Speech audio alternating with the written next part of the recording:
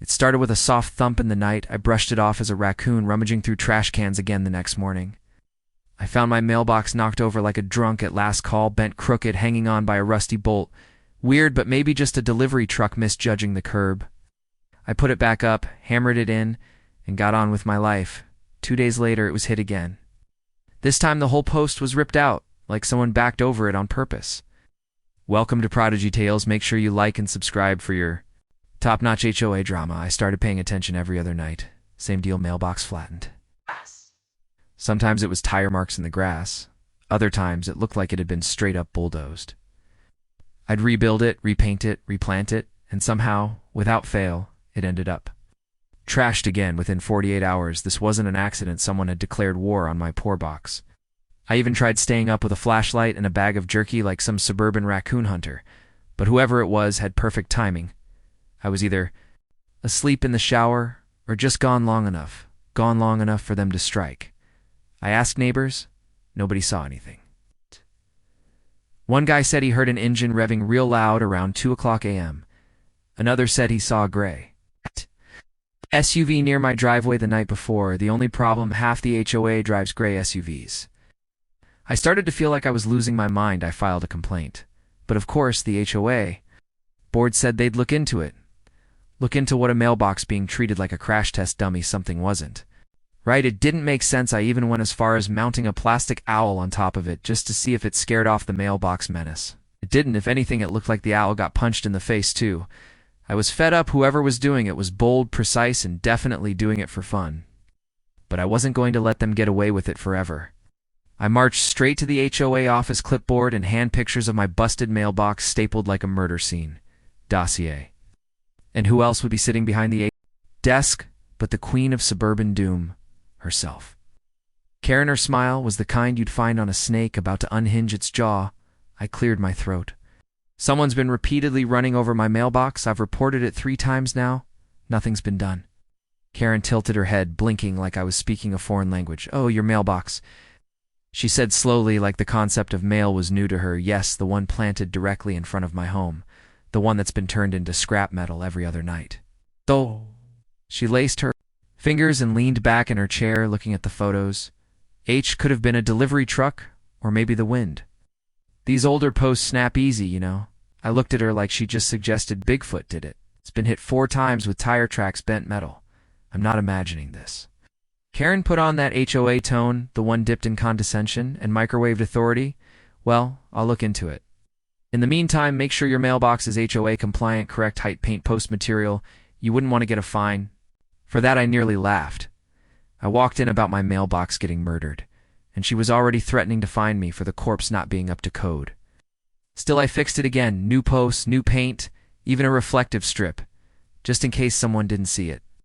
This time I made it harder to ignore, a thicker wood buried deeper, braced like it was guarding. Fort Knox. The next few nights were peaceful. No crashes, no tire streaks, not a single dent. I started to think maybe I'd gotten through to Karen. Maybe. She put some eyes on the street. I even caught her jogging past my place one morning wearing a bright pink tracksuit that screamed, "I run this neighborhood and I want you to know it." I gave her a nod. She gave me that smile again, the one that didn't reach her eyes. I thought things had cooled down. I wasn't even trying to catch her. It was a Sunday morning. I was sipping my coffee by the front window, wearing socks and absolutely no patience. Then I saw her, Karen, in her gray SUV, creeping up the road like a predator stalking prey. She slowed down by my yard, looked around, and bam, she punched the gas and flattened my newly built mailbox. Like she was reenacting a scene from Fast and Furious. Suburban vengeance. My jaw hit the floor.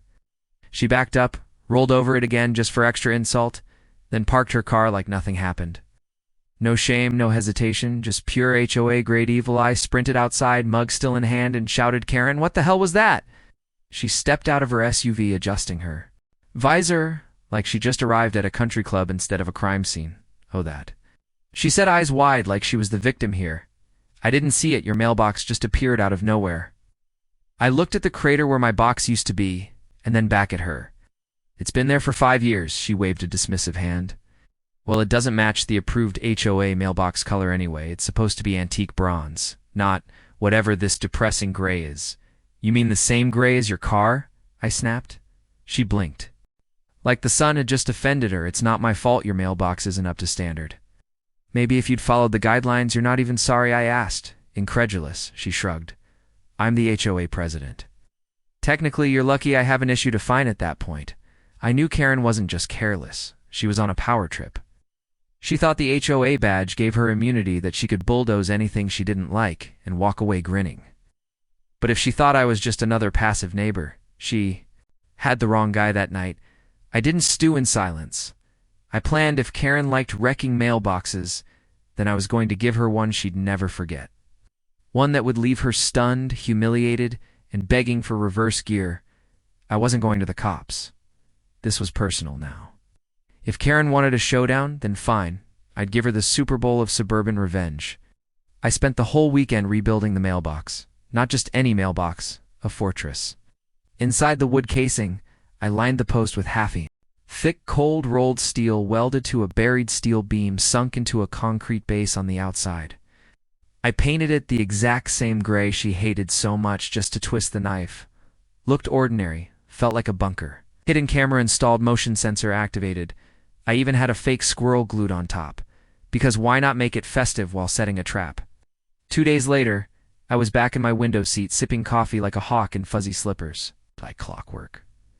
Karen's gray SUV crept down the street. She slowed down. Again, and then boom, her bumper collided with steel. Her hood crumpled like a soda can. The mailbox didn't move an inch. Karen slammed into it so hard her airbag deployed I damn near spit out my coffee laughing.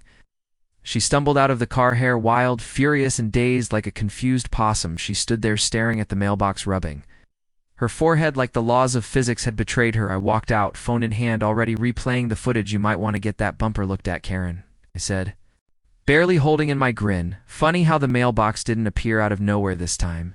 She turned red like a tomato caught in a lie. This is a safety hazard. I'm going to report you to the HOA board. I laughed. Go ahead, I've got footage every angle. Want me to email it to your insurance too? Karen looked like she swallowed a lemon whole. She stormed off to her half-crushed car and peeled away, dragging her dignity behind her like a busted muffler. As for my mailbox, still standing, not a dent built like justice. In the video, let's just say it had a lovely little premiere at the next neighborhood watch meeting, complete with popcorn. The end. Please like and subscribe for more HOA showdowns like this. Do you think Karen got what she deserved? Comment below.